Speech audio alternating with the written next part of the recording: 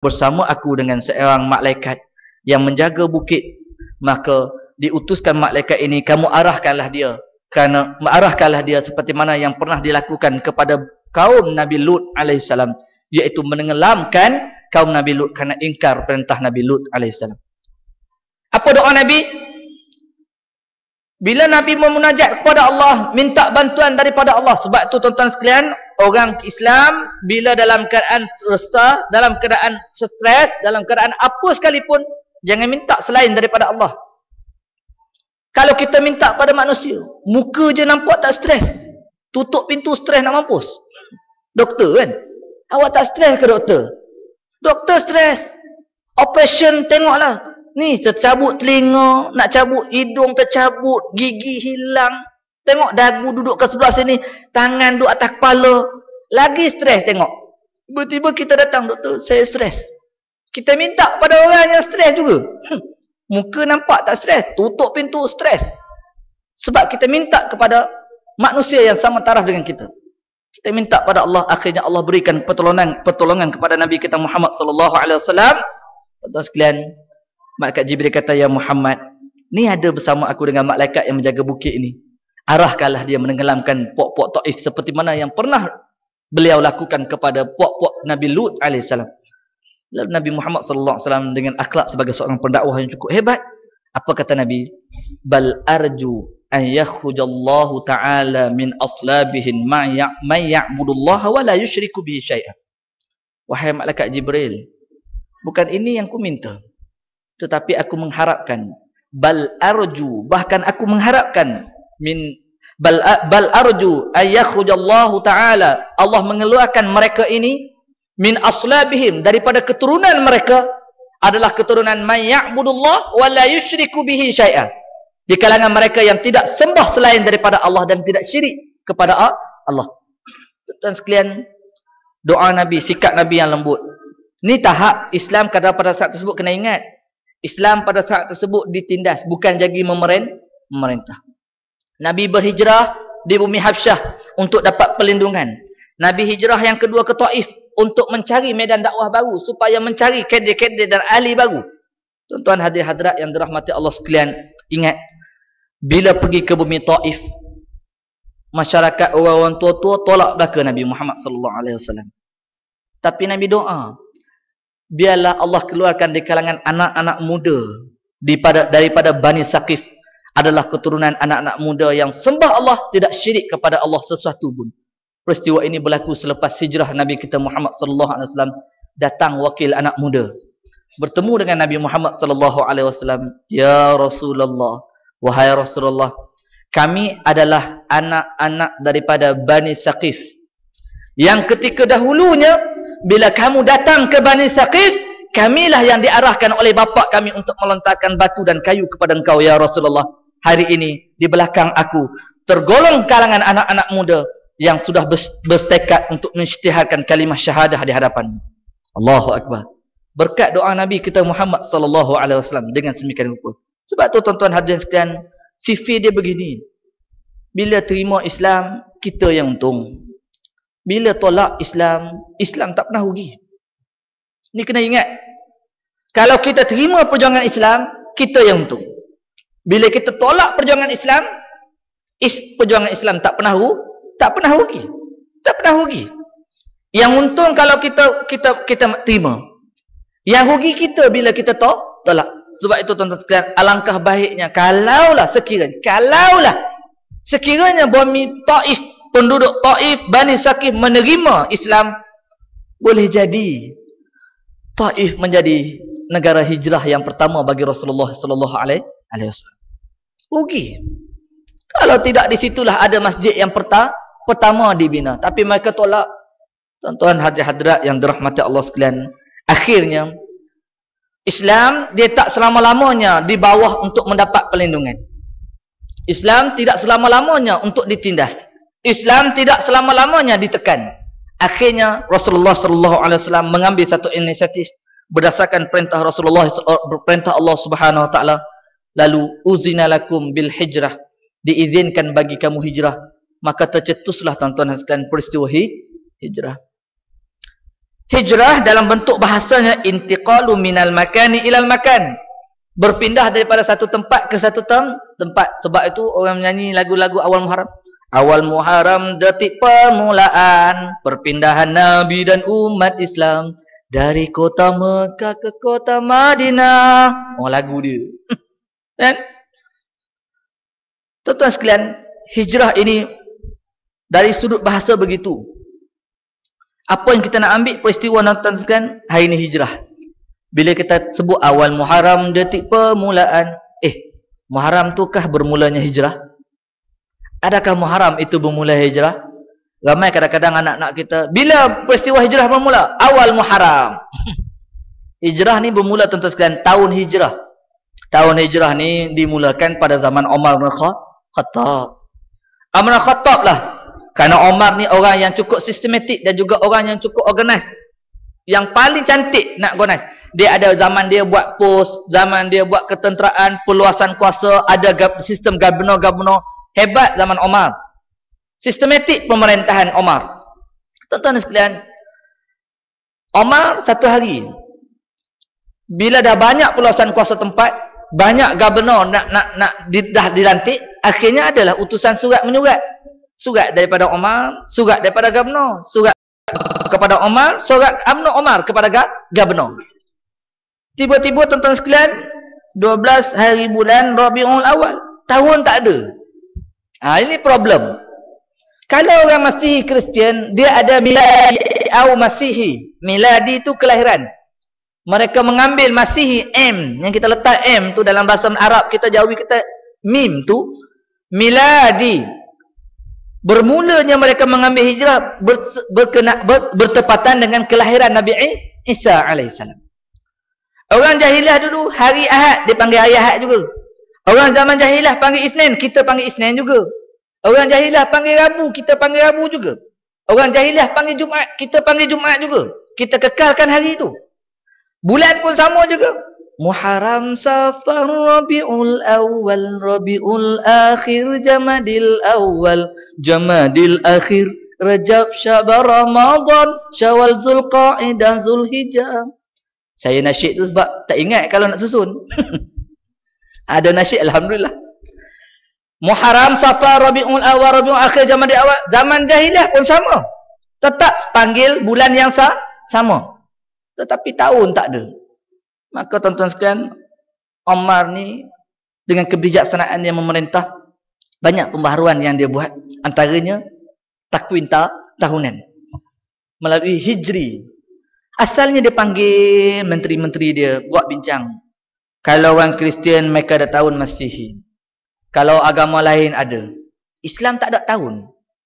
Kita nak ambil tahun apa? Maka kalau orang Masihi mengambil bagi mereka peristiwa yang paling penting bagi mereka, apa dia? Kelahiran Nabi Isa. Lalu mereka nak ingatkan kelahiran Nabi Isa, mereka letak miladi. Ada pandangan sahabat kata, yang paling penting bagi kita adalah nuzul Quran. Tarikh yang paling penting bagi umat Islam, nuzul Quran. Bila turunnya Quran, mulanya hijrah dan mulanya Islam. Pandangan pertama. Pandangan kedua kata sahabat kata tak, tarikh yang paling penting adalah kelahiran Nabi kita Muhammad sallallahu alaihi wasallam. Tercetuslah pandangan yang ketiga. Pandangan yang mengatakan tarikh yang paling penting bagi umat Islam adalah apa dia? Hijrah. Hijrah itu tuan-tuan sekalian, maka diambil oleh Umar. Maka kita pun letaklah 1433 Hijrah, 1432 Hijrah, 1336 Hijrah, tak sampai lagi tu. Letak hijri itu, maka Umar letak bertepatan untuk mengambil peristiwa hijrah. Kerana ingat, zaman 13 tahun di kota Mekah, 10 tahun berada di Madinah. Perpisahan di antara tahun tersebut menjadi titik tolak kepada terbinanya negara Islam yang pertama di bumi Madinatul Munawwarah. Artinya hijrah amat penting pada umat Islam agar tidak dilupakan. Sebab tu tuan-tuan hadirat-hadirat yang dirahmati, bila berhijrah? Nabi berhijrah di tahun bulan apa? Macam kita lah. Tahun Nabi lahir tahun bila? Tahun gajah. Mak Mat mati bila? Tahun Jepun. Lebih kurang lah. Dia tak ingat tahun, dia ingat tahun Jepun. Masa tu Jepun duk menembak. Tuan-tuan dan sekalian, baik. Muharram adalah macam Januari lah. Bermulanya Masihi miladi dengan Januari, Februari, maka bermulanya Islam dengan tahun Hijrah dengan Muharram. Baik tuan-tuan sekalian, kita tinggalkan sedikit kisah hijrah Nabi kita Muhammad sallallahu alaihi wasallam. Tuan sekalian, apa yang saya nak sampaikan pada malam ni berkaitan dengan hijrah, bukan cerita tentang hijrah tu. Saya nak cerita tentang beberapa ayat Quran yang melakarkan, menceritakan tentang beberapa golongan yang berada dalam peristiwa hijrah. Tuan-tuan sekalian, Allah rakamkan dalam Al-Quran dalam surah Al-Anfal, A'udzubillahi minasyaitonirrajim. Innal ladzina amanu wajhajaru wajahadu bi amwalihim wa anfusihim fi sabilillah wal ladzina awaw wa nasaru ulaika ba'duhum awliya'u ba'd wal ladzina amanu wa lam yuhajiru. Tuan-tuan sekalian, dalam surah Al-Anfal ayat 72. Apa Allah kata? Ingat, sesungguhnya orang yang beriman, yaitu orang yang berhijrah dan orang yang berjihad di jalan Allah dengan harta mereka, dengan diri mereka di jalan Allah Subhanahu wa taala.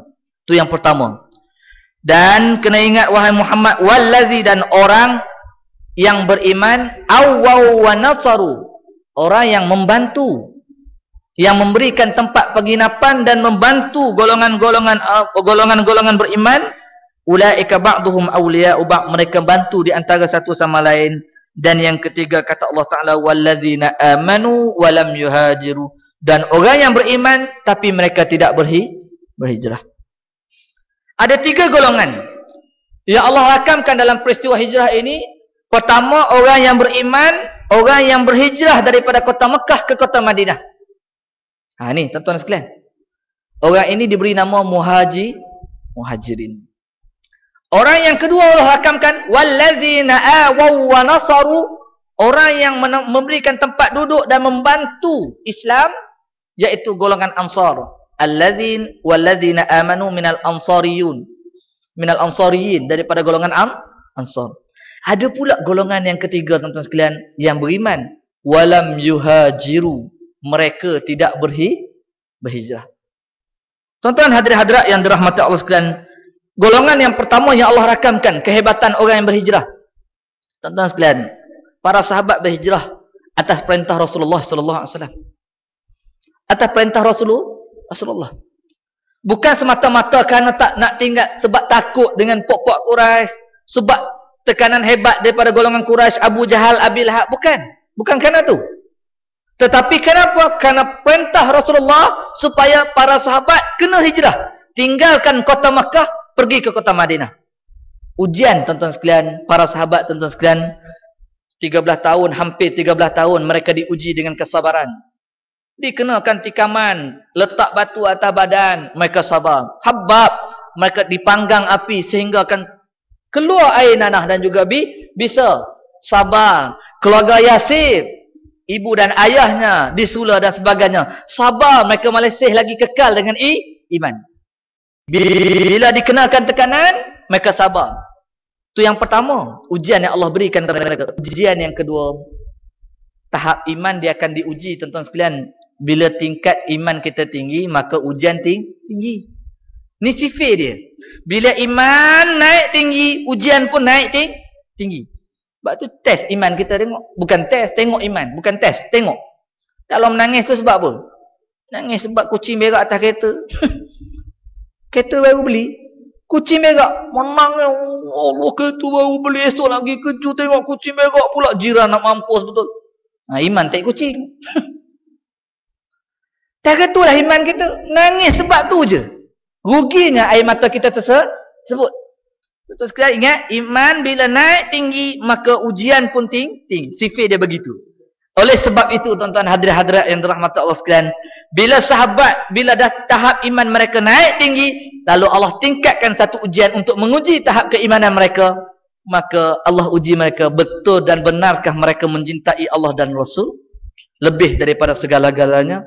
Pada saat tersebut Allah memerintahkan untuk meninggalkan benda yang mereka sayang, negara mereka, rumah mereka, tanah air mereka, harta mereka.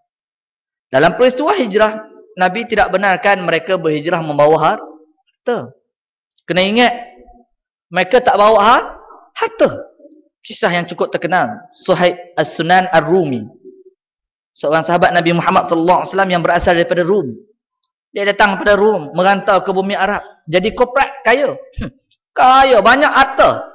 Akhirnya tuan-tuan sekalian, bila dah memeluk Islam, dalam peristiwa hijrah, lalu dia tinggalkan kekayaan dia di kota Mekah. Dia pergi berhijrah. Bila dia pergi berhijrah, dalam senyap-senyap, pergi menyelinap. Tiba-tiba dapat dibawa oleh musuh, disekat tengah jalan. Suhaib Ar-Rumi ditahan. Lalu Suhaib Ar-Rumi tanya, kamu tahan aku kenapa? Kalaulah kamu tahan aku kerana harta, ingat, aku 1 sen pun aku tak bawa dalam peristiwa hijrah. Kalau nak, ambil kat rumah aku. Tuan-tuan, apa bila aku Puak Quraisy? Tengok. Perjuangan Suhaib Ar-Rumi nak meninggalkan kota Mekah kerana agama. Puak Quraisy patutnya dapat Suhaib Ar-Rumi, bunuhlah kan. Patut bunuhlah, memang arahan kena bunuh. Tapi sebut Suhaib kata, kalau kamu nak harta, ambillah rumah aku, penuh. Tinggal Suhaib Ar-Rumi, ambil harta. Bezanya perjuangan. Perjuangan mereka kerana harta. Bukan kerana perjuangan sebenar. Kerana harta. Suhaib Ar-Rumi tidak. 1 sen pun aku tak bawa. Pergilah ambil. Akhirnya tuan-tuan sekalian, Suhaib Ar-Rumi pergi. Begitu juga dengan kisah Abu Salamah. Abu Salamah 3 beranak dia berhijrah. Isteri dan anak. Dalam keadaan sembunyi. Tiba-tiba tuan-tuan sekalian, keluarga si isteri Abu Salamah dapat tahu pemergian Abu Salamah dengan anak beranak dan isteri nak meninggalkan kota Makkah. Akhirnya keluarga isi isteri Abu Salamah tahan di tengah perjalanan. Tangkap isterinya Ummu Salamah dan juga tangkap anaknya. Akhirnya tuan-tuan, kalau isteri dan anak kita ditangkaplah di KLIA. Tangkap di KLIA. Kita nak pergi Mekah buat umrah. Check-in tak masuk. Kita dah naik sedar atas kursi. Tengok sebelah tak ada. Mana dia ni? Tak boleh check-in masuk. Agak-agak kita nak tinggal ke kita nak pergi Mekah? Isteri, suami. Tak jadi pergi. Tak jadi pergi. Teringat si isteri dan anak. KLIA mungkin boleh tinggal. Kalau kita transit di Dubai, transit di India, Allahu Akbar, di India macam mana? Cuba bayangkan airport dia. Kalau lah dia tak boleh check-in masuk, kita nak pergi flight. Tak. Tapi kisahnya berbeza dengan Ummu Salamah. Bila saja ingat ini perintah Rasulullah, sekalipun isterinya ditahan oleh keluarga dan anak juga ditahan, tetapi Abu Salamah tak pergi berhijrah. Allahu Akbar. Kerana ini perintah Rasulullah sallallahu alaihi wasallam.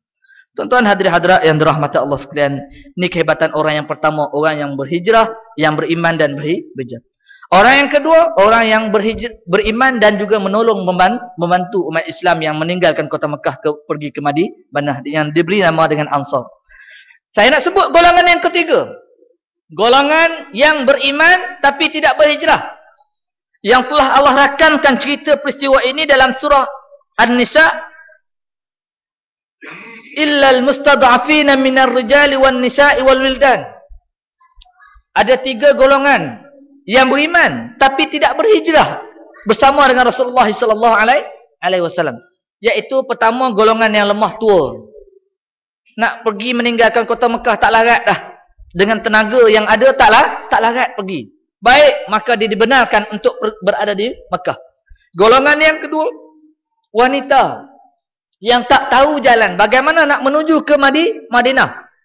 Tuan-tuan sekalian, golongan ini dimaafkan. Begitu juga dengan anak-anak kecil yang bersama dengan keluarga tidak berhijrah.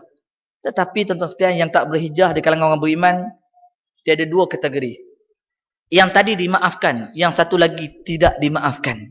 Ya Allah rakamkan dalam surah An-Nisa, A'udzubillahi minasyaitonirrajim, innal ladzina tawaffahumul malaikatu zalimi anfusihim qalu fima kuntum qalu kunna mustad'afina fil ardh qalu alam takun ardullahi wasi'atan fatuhajiru fiha. Kisah ini bermula tuan-tuan hadirat yang dirahmati Allah sekalian, bila saja Allah perintahkan kepada Rasulullah mengarahkan kepada para sahabat dan seluruh umat Islam yang berada di Mekah untuk berhijrah, meninggalkan kota Mekah pergi ke kota Madinah. Berhijrah yang ketiga ini adalah tujuan untuk melaksanakan, mendirikan syariat Islam. Sebab tu Islam tidak selama-lamanya dipimpin, dia akan memimpin.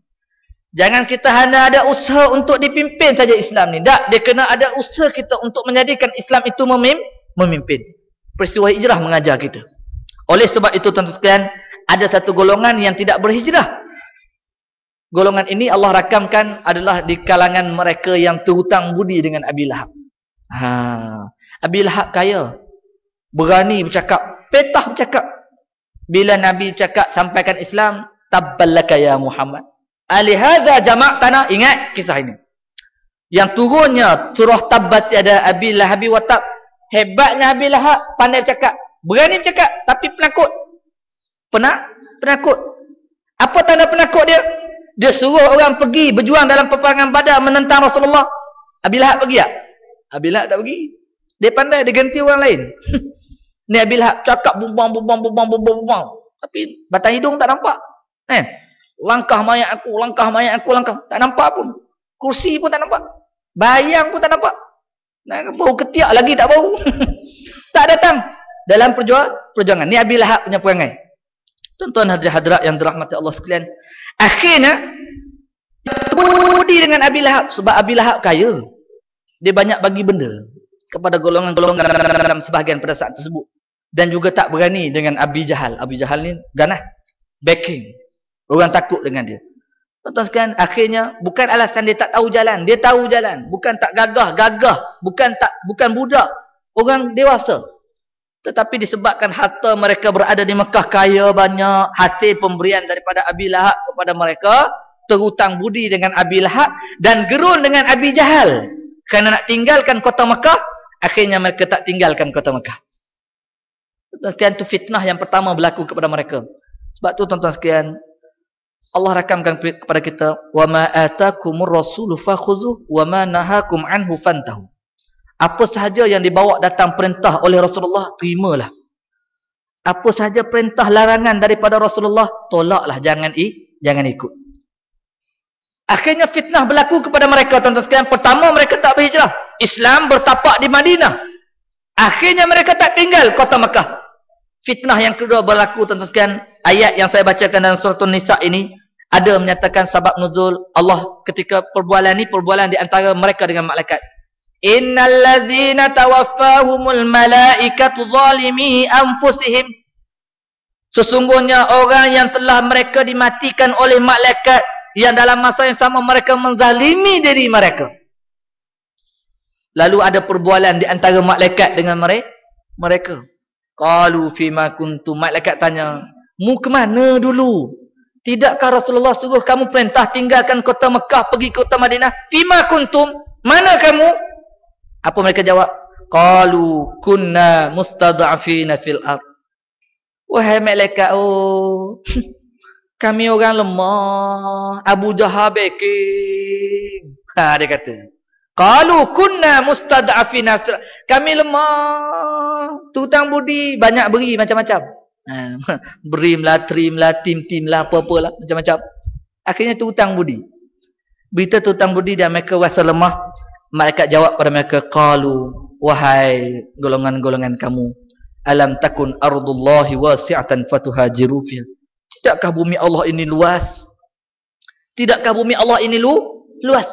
Kenapa kamu tidak berhijrah tinggalkan?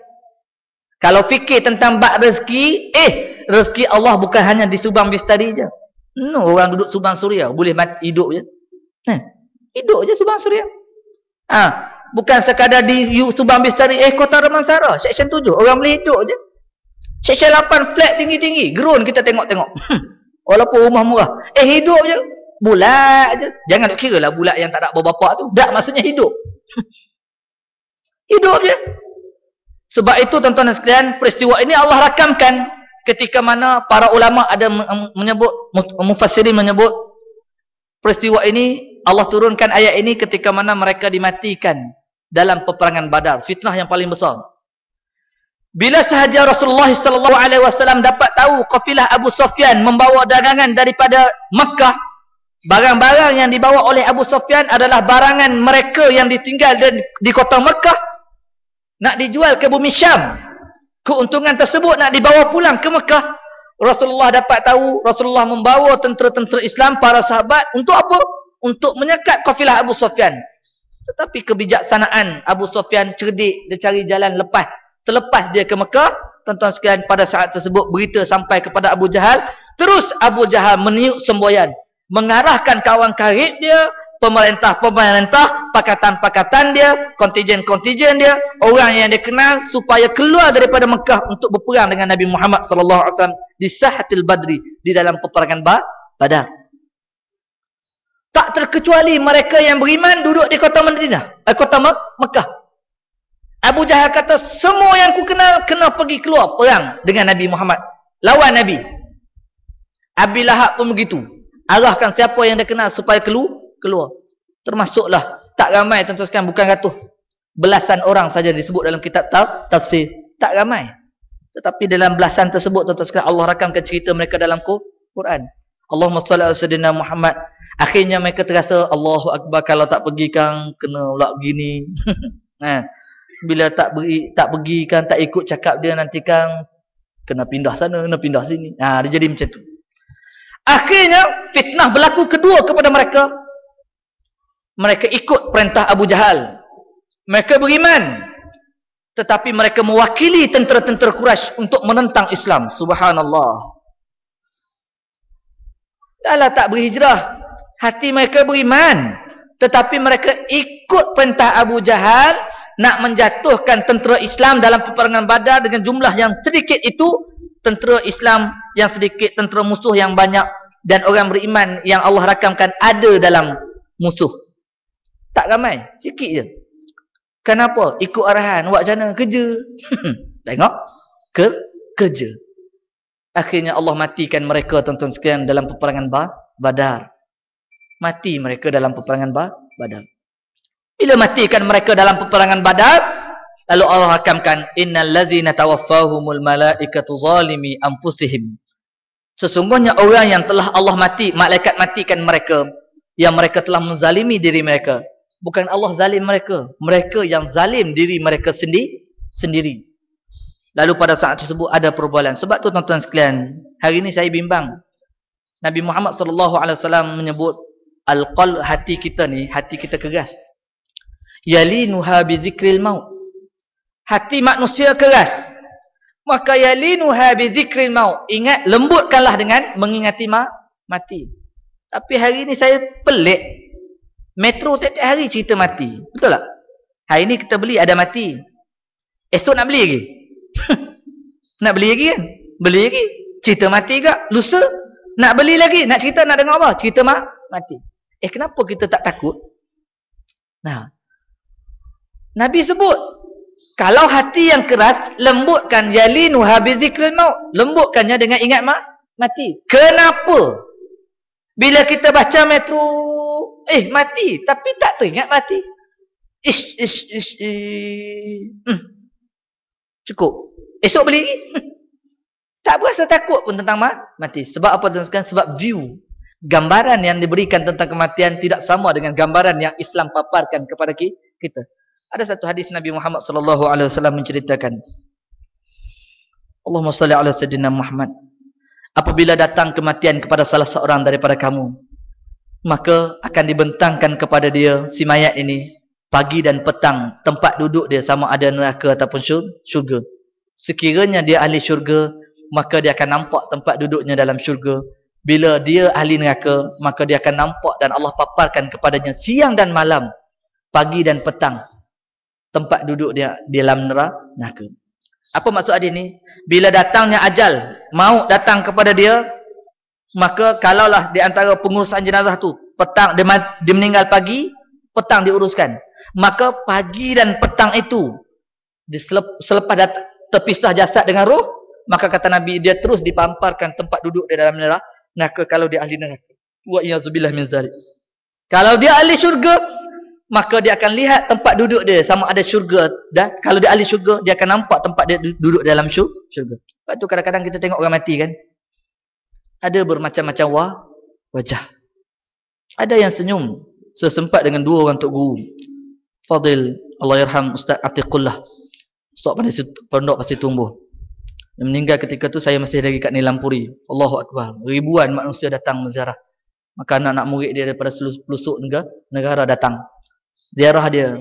Pecah peluh, tuan-tuan dan sekalian. Senyum dengan merah muka. Senyum, meninggal. Yang kedua, Al-Fadil Allah yarham Tok Guru Patih Pekalan Hulu, Perak, yang meninggal 3 tahun sudah ataupun 2 tahun sudah, saya tak ingat. Allahumma salli ala sayyidina Muhammad. Juga dalam keadaan bentuk muka yang senyum.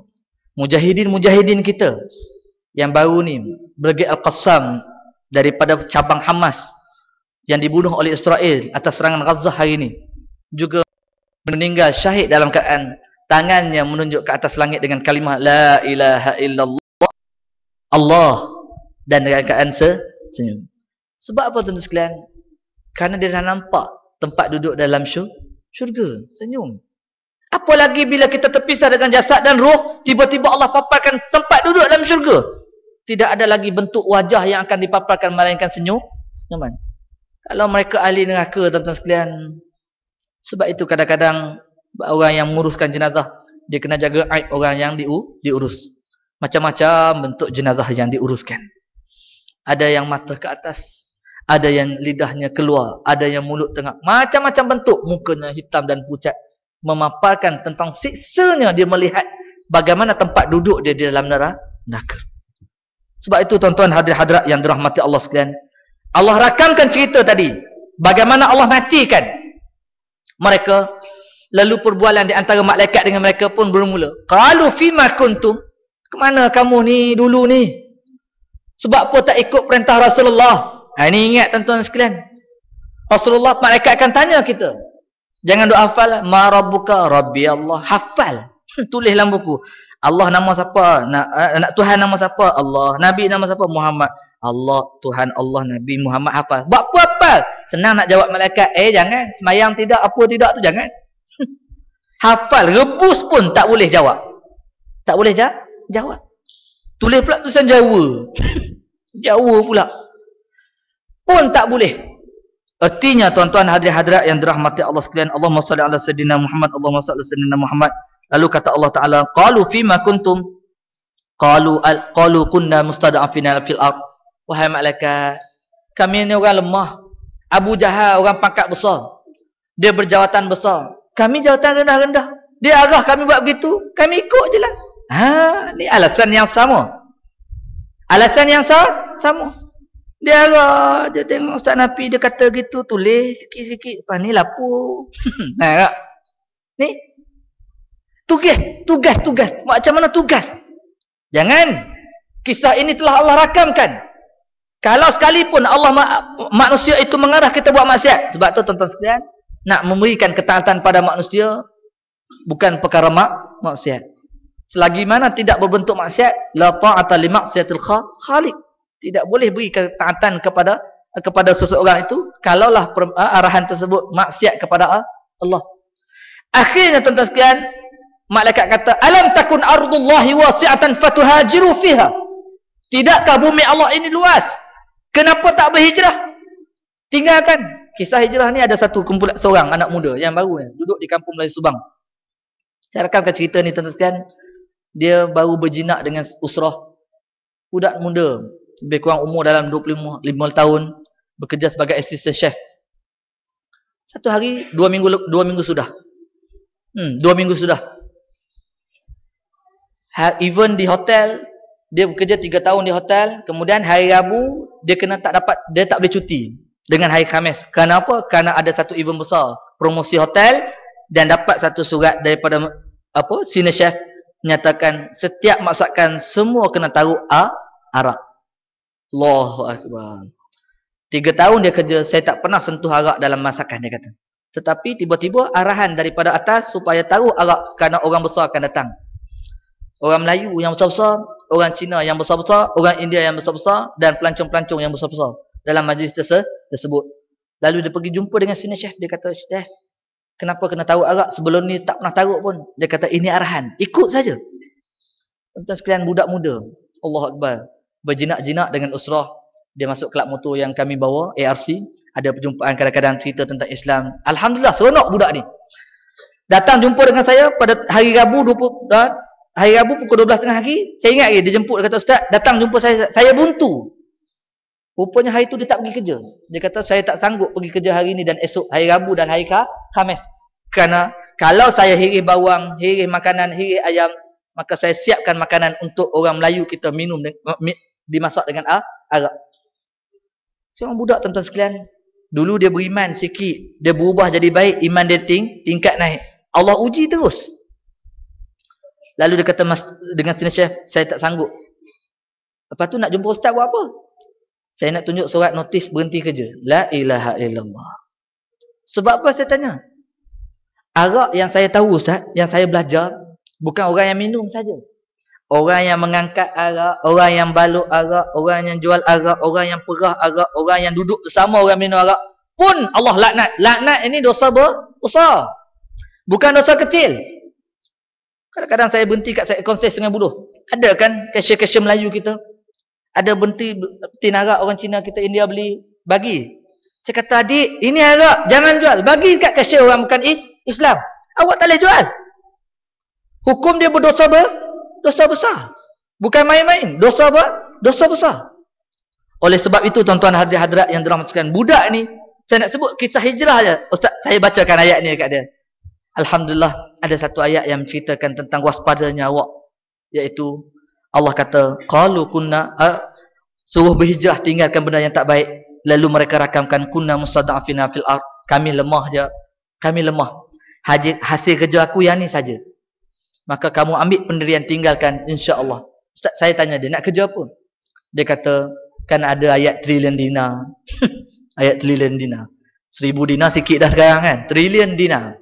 Wa may yattaqillaha yaj'al lahu makhraja wa yarzuquhu min haitsu la yahtasib. Barang siapa yang bertakwa kepada Allah, Allah akan buka pintu kesulitan dia. Allah akan rezekikan pada dia daripada lubuk-lubuk dan juga pelusuk yang tidak tahu daripada arah mana. Dia berhenti kerja. Sanggup. Kerana apa tuan-tuan sekalian? Dia tidak sanggup. Bila malaikat tanya nanti, aku orang lemah, buat macam mana?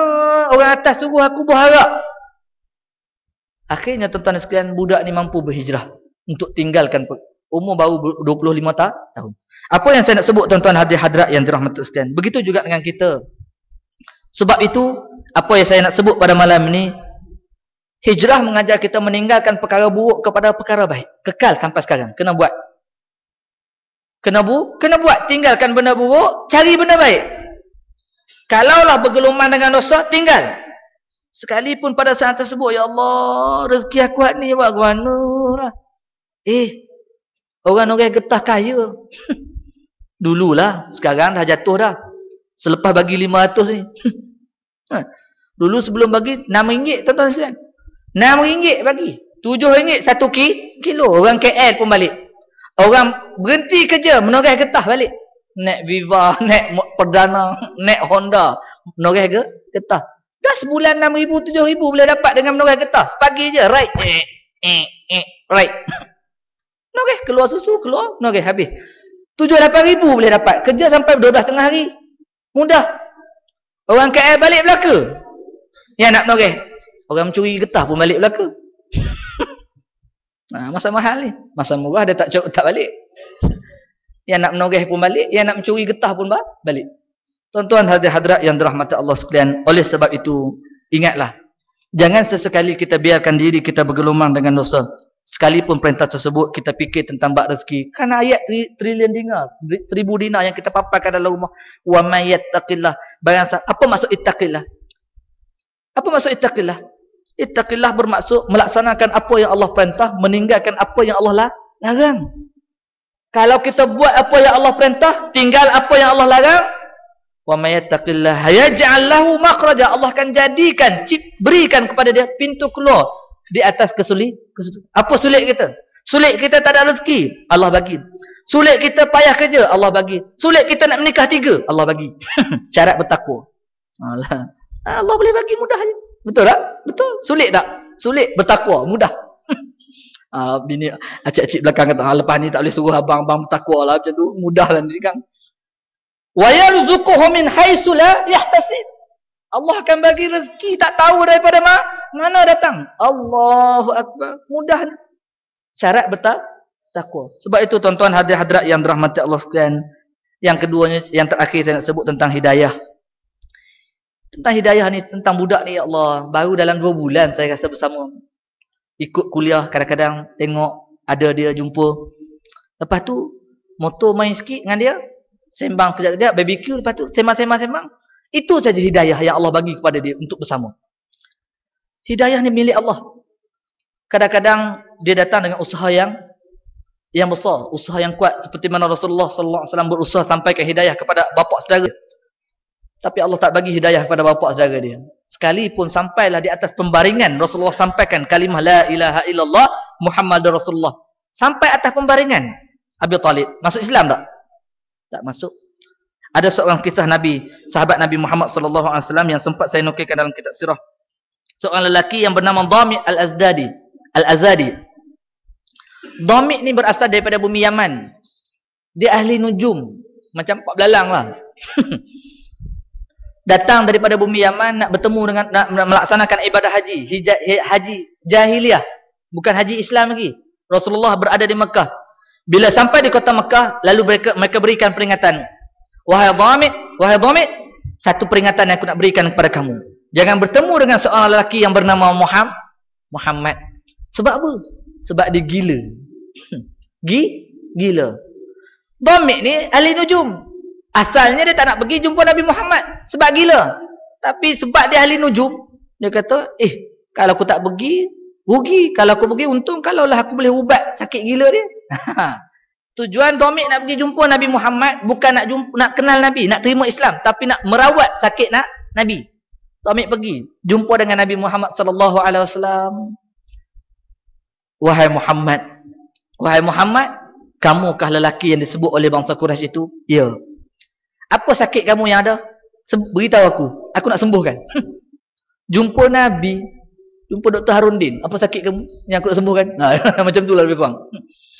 Apa sakit kamu yang aku nak sembuhkan? Dhami' kata kepada Nabi Muhammad. Nabi Muhammad pun jawab dengan satu ungkapan cukup simple yang saya baca tadi. Allahumma salli ala sayyidina. Alhamdulillah.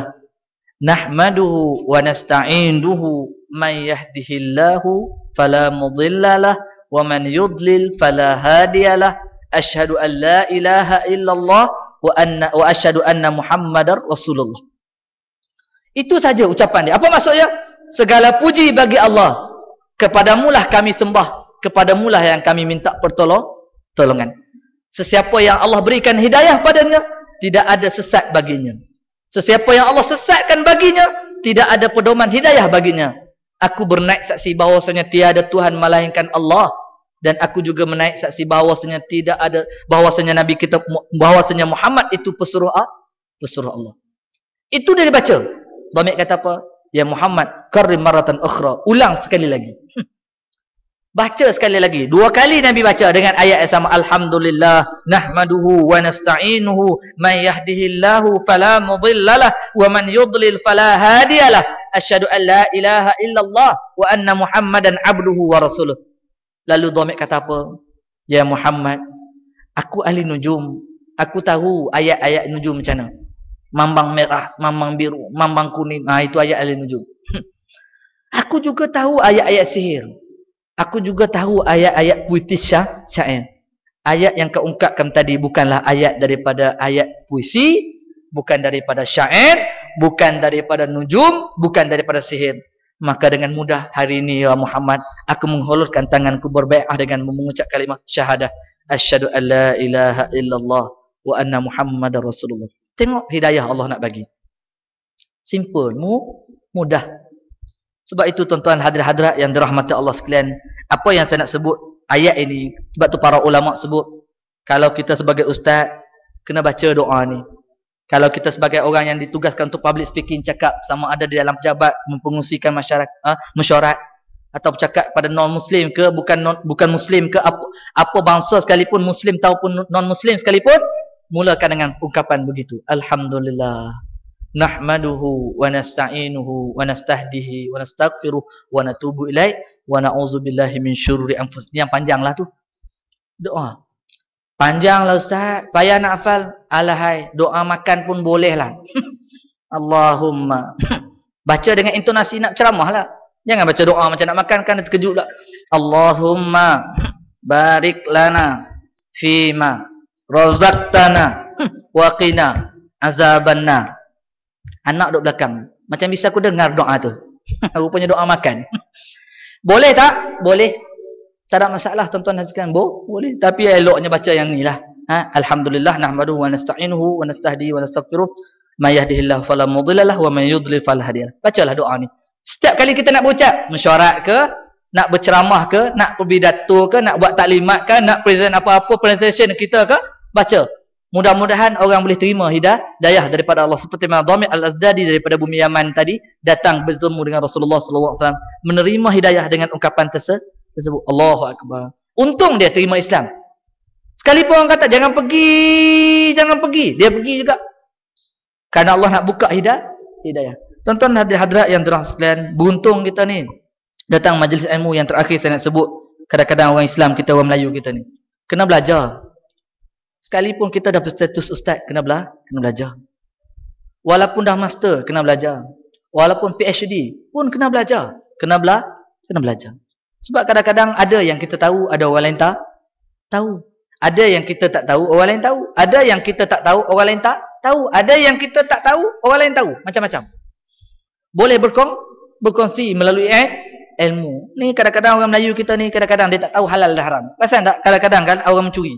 Kan? Kita balik kampung orang mencuri kan? Curi ayam dalam reban atuk kita, tumak kita balik kampung. Dia nak makan malam tu, dia sembelih ke dia kepot tengkok? Nak tanya. 2 orang curi ayam. Tangkap malam tu nak buat BBQ. Bukan barbecue. Barbecue tak makan. BBQ.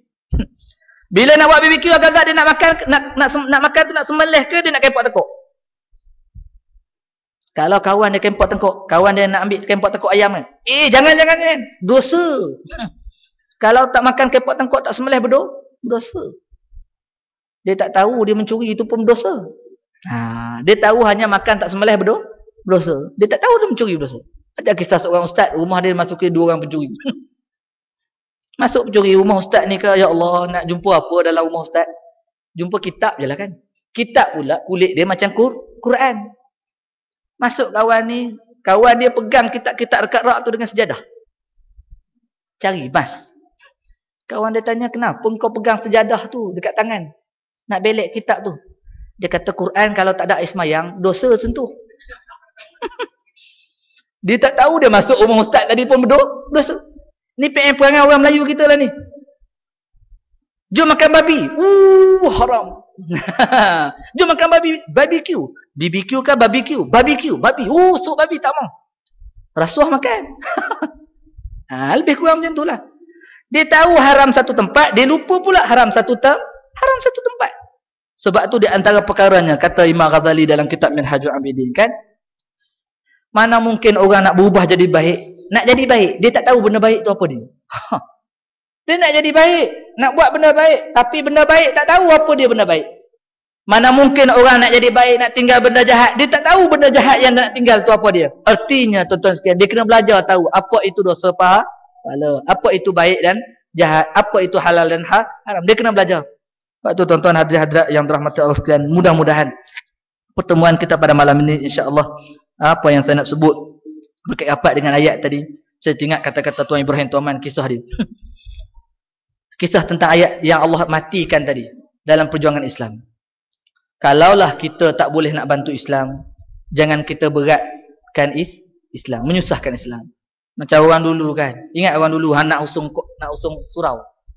Nak gotong royong angkat rumah. Ingat dulu ni, masa kecil-kecil kita dulu. Saya sempat masa umur 10 tahun sempat lagi rumah diusung di kampung, berbaling. Nak pindah ke satu tempat diusung ramai-ramai gotong royong. Angkat ramai-ramai. Masa tu bubur kacang ada, macam-macam bubur ada tu masa tu. 1, 2, 3 angkat. Suka gotong royong. Yang paling beruntung siapa? Orang paling pendek lah kan.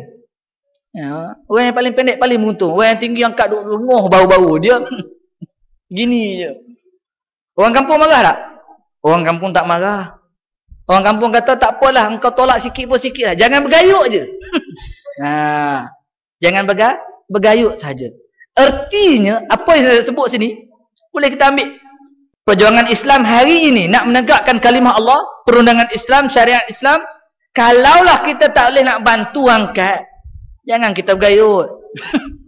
Jangan kita bergayut, menyusahkan. Bila menyusahkan tuan-tuan sekalian, kita tadi tak bimbang. Bila Allah matikan, malaikat tanya, mana kamu? Lemah, mana orang suruh? Jangan. Carilah kerja. Buatlah kerja, jangan menyusahkan Islam. Di mana posisi kita bekerja, ambillah fardu kifayah untuk melunaskan tanggungjawab kita sebagai seorang suami untuk cari nafkah yang halal. Tanggungjawab sebagai fardul muslim untuk melaksanakan dan membantu menggerakkan Islam di atas muka bumi Allah SWT ini. Tuan-tuan hadirat yang dirahmati sekalian. Sekadar tu sajalah. Tayar spare. Macam ni lah, tak boleh pergi jauh. Ustaz Wan biasa tak habis hari ni. Tayar spare dia sekejap je. Jumpa kedai, tukarlah. Tuan-tuan sekalian. Mudah-mudahan sebagai gantian pada malam ni kepada Ustaz Ridwan Ismail. Itu sajalah boleh saya sampaikan pada malam ni insya-Allah. Ambillah intipati hijrah yang sebenar. Meninggalkan apa yang telah Allah larang kepada kita, melaksanakan apa yang telah Allah perintahkan kepada kita, insya-Allah menjadi kewajipan kepada setiap individu muslim dan juga seluruhnya. Yang terakhir, kali dua terakhir. Sebab tak tahu bila lagi nak jumpa tuan-tuan sekalian. Teringat satu hadis Nabi Muhammad sallallahu alaihi wasallam. Kisah ini perbualan di antara Zainab bin Jahsy bertanya kepada Rasulullah sallallahu alaihi wasallam, "Ya Rasulullah, anuhliku fina salihun?" Ya Rasulullah, adakah kami akan dibinasakan? Ya Rasulullah, adakah kami akan dibinasakan? Fina salihun. Padahal dekat dengan kami ini, sekeliling kami ada orang soleh. Zainab bin Jahsy min ummahatil mu'minin bertanya kepada Rasulullah, "Ya Rasulullah, adakah kami akan dibinasakan, diberikan malapetaka kepada kami sekalipun dengan kami ada imam, ada ustaz, ada guru, ada orang datang masjid, ada orang buka tutup aurat, ada orang pakai jubah, ada orang pakai serban, ada orang baca Quran, orang saleh." Rasulullah kata, "Na'am, kamu akan dibinasakan." Subhanallah. Sebab apa? Kata Nabi Muhammad sallallahu alaihi wasallam, sebab apa kami dibinasakan? Zainab bin Jahsy tanya. Rasulullah jawab, "Idza kathural khubz." Bila berlaku keburukan dan kejahatan di sekitar kita terlalu banyak. Hadis ini nak cerita kepada kita tuan-tuan sekalian tentang komitmen orang soleh. Orang beriman, orang soleh bukan hanya sekadar untuk dia baiki diri dia menjadi baik. Dia mesti ambil juga kerja dia untuk mengajak orang lain jadi baik. Mencegah orang lain daripada buat mungkar. Sebab tu tuan-tuan sekalian, hadis nak cerita ni. Hadis kata, "Ya Rasulullah, adakah kami akan dibinasakan sekalipun di keliling kami ni ada orang soleh?" Rasulullah jawab, "Na'am, ya, kamu akan dibinasakan." Sebab apa? Iza kasral khubz, bila terlalu banyaknya kerosakan-kerosakan berlaku di kalangan kami. Hadis ini cerita tentang komitmen sebagai orang soleh. Artinya tuan-tuan sekalian, kita tak boleh bersedap diri. Untuk apa? Untuk hanya solat kita saja. Mesti tengok jiran tetangga kita yang tak semayang, buat maksiat, kadang-kadang rumah dia bawa perempuan, bawa jantan masuk. Kena jaga. Kena jaga. Amal ma'ruf nahi mungkar. Sebab itu tuan-tuan hadirin sekalian, kerja amal ma'ruf nahi mungkar ni dia tak boleh seorang. Satu program saya bawa budak-budak kecil. Adalah tiba-tiba ada penyapu. Saya suruh dia cabut satu batang penyapu. Tolong pergi sapu sekejap sampah yang berada di depan pintu. Dia ambil satu lidi ni, sapu. Saya tengok perhati dia. "Kenapa lama sangat?" saya kata. "Mana boleh Ustaz, satu lidi tak boleh nak sapu." Lepas tu saya panggil datang sini kejap. Saya ambil kumpulan lidi, masukkan, ikat balik, pergi sapu. Sekejap dia sapu. "Ini Ustaz nak ajar pada awak." Artinya seorang walaupun nak buat baik ni, nak buang sampah ni baik tak? Baik. Tetapi seorang diri tak boleh. Dia mesti bawa ramai. Sebab tu tuan-tuan sekalian, sebagai amanah pada diri saya tuan-tuan sekalian, bila Allah amanahkan saya sebagai lajnah tarbiyah, sekali lagi di mana-mana tempat saya mengumumkan tuan-tuan sekalian, ayo lancarkanlah usrah, bentuklah kumpulan usrah di sini, supaya hidupkan usrah, supaya ada komitmen untuk menjitukan gerak kerja membaik manusia, menjauhkan perkara-perkara kufar, perkara-perkara maksiat di kalangan kita. Dia tak boleh buat seorang diri, dia mesti kolektif. Bukan hanya sekadar masjid, kita nak serah kepada hizbah masjid, pencegah maksiat masjid, dah. Mesti ada kelompok kita. Lancarkanlah usrah tuan-tuan sekalian. Ada sini bentuk usrah. InsyaAllah mudah-mudahan kita ada kekuatan. Sikit sebanyak kita kumpul dengan kelompok kecil kita, 2-3 kelompok bincang, ada masalah apa ni, lorong 3, lorong 4 ada ni. Selesaikan dengan bentuk usrah. Mudah-mudahan tuan-tuan sekalian. Amanah yang terakhir yang kedua, Hari ni UPSR, semalam UPSR dah keluar. Yang berjaya, berjayalah. Yang gagal, jangan marah anak kita. Kerana mereka gagal untuk berjaya. Lain tu makna tu. Ingat, anak kita yang gagal dapat 4B, dapat 4C, dapat 4D. Mereka gagal. Tetapi gagal mereka adalah untuk berjaya. Maka kita gunakan istilah gagal mereka untuk berjaya. Gagal untuk berjaya. Bukan gagal untuk kejayaan. Tidak. Mereka gagal sebenarnya untuk berjaya. InsyaAllah kita doakan kepada mereka. Tuan-tuan sekalian, maka yang cemerlang-cemerlang tu saya minta lah. Saya minta, hantarlah ke sekolah agama. Hantarlah. Pilih sekolah agama, hantar mengaji pondok, biar boleh baca kitab, boleh baca Quran, boleh baca tafsir, boleh baca hadis. InsyaAllah, mudah-mudahan mereka ni menjadi saham kepada kita. Hantar. Jangan hantar 5E. Mana tempat pun kadang-kadang, tuan-tuan sekalian, pengalaman saya duduk pondok. Allah Akbar, tok guru tak tidur malam. Kejar, 3 pagi, cari tok anak murid pergi mana. Dah 5E hantar, padanlah. Cuba hantar 5A, insyaAllah. Hantar 5A pergi ke pondok, hantar 5A hajat hafiz, insyaAllah mudah. Mereka dapat terima, mudah-mudahan setiap huruf yang mereka baca, mereka amalkan dan mereka ajar pula kepada anak-anak qaryah mereka, mudah-mudahan menjadi bekalan kepada kita di alam barzah dan sehingga ke hari kiamat. Aqul qawli hadza astaghfirullah li wa lakum wa lisairil muslimina wal muslimat wal mu'minina wal mu'minat al ahya'i minhum wal amwat. A'udzubillahi samil alim minasyaitonir rajim. Bismillahirrahmanirrahim. Allahumma ja'alna minal ladzina yastami'una al-qawla wa yattabi'una ahsana. Allahumma nawwir qulubana ya Allah bi nur hidayatik. Allahumma iftah bainana wa bain qaumina bil haqq wa anta khairul fatihin. Allahumma ij'alna minal ladzina yastami'una al-qawl wa yattabi'una ahsana. Allahumma iftah bainana wa bain qaumina bil haqq wa anta khairul fatihin. Ya Allah, ya Hanan, ya Manan, ya Badi'as samawati wal ard, ya Dzal jalali wal ikram. Wa sallallahu ala sayyidina Muhammad wa ala alihi wa sahbihi wa barak. Alhamdulillahi rabbil alamin. Aqul qali hadza astaghfirullah li lakum wa billahi taufiq wa hidayah. Assalamualaikum warahmatullahi wabarakatuh.